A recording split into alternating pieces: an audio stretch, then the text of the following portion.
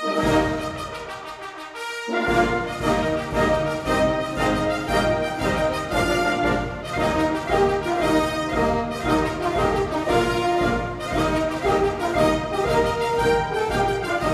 week in Limbourgeois. Fietsen in de Chasse Patate en flinke uitbreiding familiebedrijf La Butte au Bois.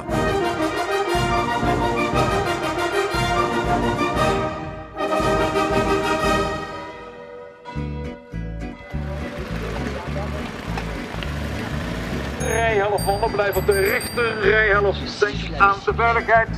Fietsen met prominenten en zakenmensen voor het goede doel, met tussendoor een paar culinaire stops. Dat was jarenlang het concept van de zogeheten Preuvene Tour. Toen de organisatie ervan vorig jaar een punt achter zette, kwam een aantal deelnemers en sponsoren op het idee om dat concept opnieuw op te pakken. Deze week werd in het Zuid-Limburgse Heuvelland de eerste Chasse Patate georganiseerd. Met veel bekende gezichten uit het bedrijfsleven en de overheden. Wat is de crux van het evenement? Ja, het goede doel, ja. Wat heel zichtbaar is. Maar ook, ja, dan wordt genetwerkt, gegeten en gedronken natuurlijk. Ja. Het is een hele mix.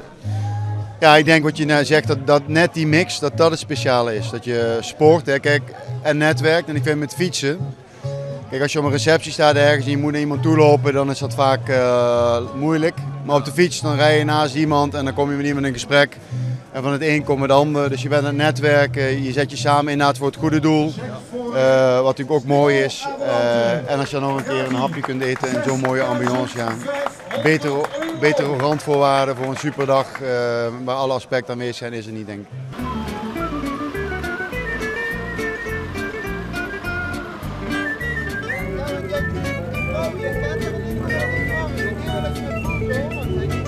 Wat is de trigger, zoals dat tegenwoordig heet? Want je kunt door het hele land fietsen natuurlijk. Ja, dat is toch wel natuurlijk de uitnodiging van het TEFA fietsteam. We zijn met een aantal handelaren en mensen van de TEFA-organisatie hier. En dat is gewoon leuk, een leuk feest om bij te zijn. Bent u zo'n fietser? Maar u hebt als Fries volgens mij ook wel iets met Limburg. Ja, zeker. Wij komen hier al tientallen jaren gewoon op vakantie. We promoten Limburg waar we kunnen.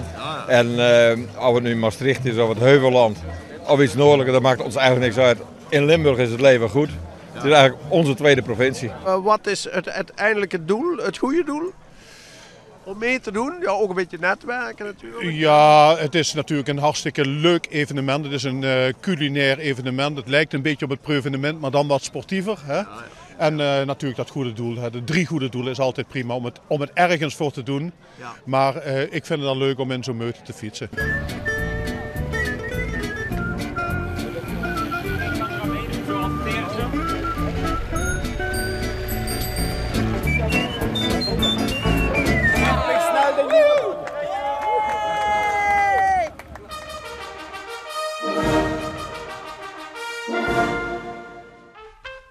Zijn dan goed, dat is eigenlijk het bewijs al meer dan 3 decennia van dit huis.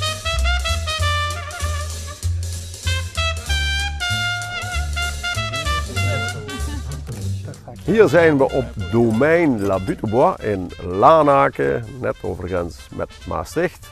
Begin van de zomer maakten we hier al de feestelijke opening mee van een grote uitbreiding.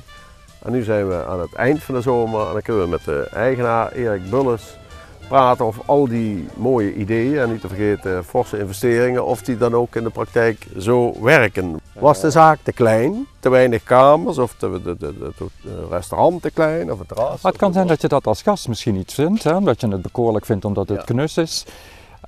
Maar het was voor ons ondertussen een heel knap krapjasje eigenlijk. Okay. Ik denk dat vooral de vragende partij binnen La Butte au Bois was ons toenmalige beauty wellness center, dat heette Aquamarijn. Dat bestond vanaf 1996, dus een kleine 20 jaar. Ja. Draaide erg goed.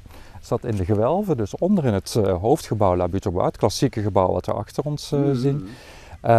Deed het goed, had een hele trouwe schare gasten, heeft een paar mooie awards gewonnen, waaronder beste beauty center van Vlaanderen, alweer 3 jaar geleden. Wilde uitbreiden, wilde vernieuwen. kon daar niet, dus we zochten een nieuwe locatie. We hebben hier 13 hectare.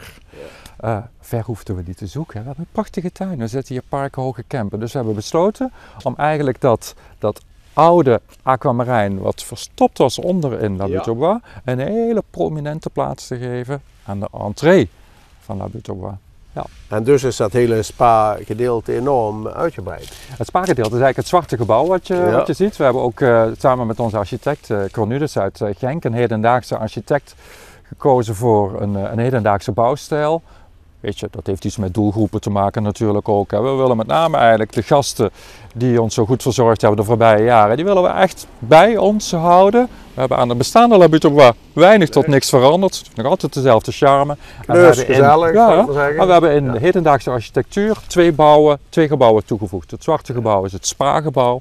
En het grijze gebouw wat je daar ziet, dat zijn dan 20 hotelkamers. Maar nu begreep ik ook, maar zo gaat dat vaker, ook als je thuis verbouwt, dat je begint met plannen en dan heb je dat budget nodig. Ja, maar het zou ook fijn zijn als we dat ook nog zouden kunnen doen. En op een gegeven moment loopt dat op. En als ik het goed begrepen heb destijds bij de opening, er werd toch verteld een bedrag van dan kwam je bijna aan de 10 miljoen. De investering 10 miljoen is voor ons inderdaad zeer fors. Het vertrouwen is groot. We hebben nu een paar maanden achter de rug. En dan kan ik wel met de glimlach zeggen dat we hebben goed gekozen. Een paar mooie maanden gedraaid. Ja. Dus het voelt goed. Ja. En merk je ook dat jullie cliëntelen, de markt verandert? Ik zou me kunnen voorstellen, hè, de wereld staat een beetje op zijn kop. Mensen denken ook van moet ik wel weer met het vliegtuig daar of daar naartoe. Dat mensen misschien zeggen, nou, ik hou het een beetje in de buurt en ik ga hier 3-4 dagen bivakeren. En met zo'n spa erbij, et cetera, heb je dan wat meer te bieden. Werkt dat zo of heeft het er niets mee te maken? Dat is echt wel een van de redenen dat we het ook gedaan hebben. Want je komt het in je eigen vrienden en de relatiekringen, hoor je het toch eigenlijk altijd wel van we zijn naar Frankrijk of naar Spanje gereden. Als je het durft te doen in het seizoen, heb je te maken met oranje zaterdagen of zwarte zondagen. En sta je urenlang aan te schuiven in de file. Ga je via het vliegveld, moet je tegenwoordig uren van tevoren aanwezig zijn.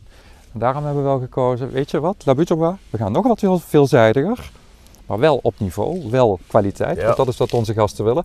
En nog wat meer eigenlijk La Butte aux Bois een bestemmingshotel laten zijn. En we merken dat de bestedingen van gasten gewoon, die blijven wat langer in huis. We hebben nu gasten die 3, 4, 5, 6, 7 dagen blijven. En eerst was het met 2 nachtjes, want dan had je hier royaal gegeten en gedronken.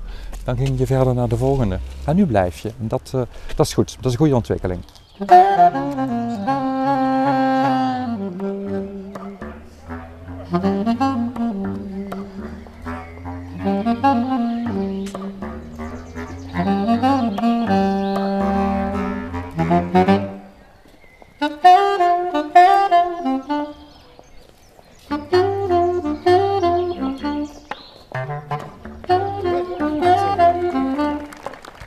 Jolande Bullens, de echtgenote van de ondernemer, heeft zich nu in de nieuwbouw als dermatologe verbonden aan La Butte aux Bois. Ja, dat was natuurlijk wel een issue. Hè. Ik zou zeggen, dat kwam van mijn kant, want wij wisten hier wel dat wij heel graag een dermatologe erbij wilden hebben voor een aantal momenten in de week. En ik heb aan mijn vrouw gevraagd, die dat is. Weet jij misschien iemand? Zodat zij kon zeggen, Erik, dat wil ik wel doen, want ik gun jou geen andere.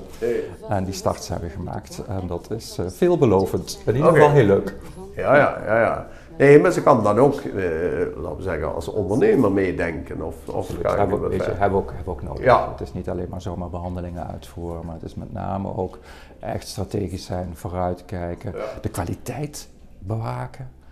De nieuwe stappen zetten, nieuwe behandelingen bedenken, kijken wat er om ons heen gebeurt en wat er gebeuren gaat in de toekomst. Want wij willen wel voorloper zijn met dit spa-retreat. We gaan er niet achteraan hinkelen wat er gebeurt op de markt. Wij zijn echt mee trendsetter. Het gastronomisch restaurant La Source is qua interieur ook volledig vernieuwd. En jullie hebben dus 1 ster. En daar zijn jullie content mee en that's it? Of wij zijn dromen jullie verder? Enorm content en dromen doen we niet te veel. We zijn, ik heb je eerder verteld, we zijn zo ambitieus en ik word ondersteund en eigenlijk opgejaagd door enthousiaste, ambitieuze medewerkers. En dat is niet alleen maar Ralf in de keuken, dat is niet alleen maar Kevin hier in de bediening. Dat zijn ook echt leidinggevers als Mark Alefs als directeur. Wij klankborden veel. Ik heb die ambitie ook. We willen echt in die Premier League willen we meedoen. Ja. Dus onze ambitie gaat misschien wat verder. Ik spreek hem niet verder uit. Je weet waar we naartoe werken. En dat is een proces, daar zijn we heel serieus mee bezig.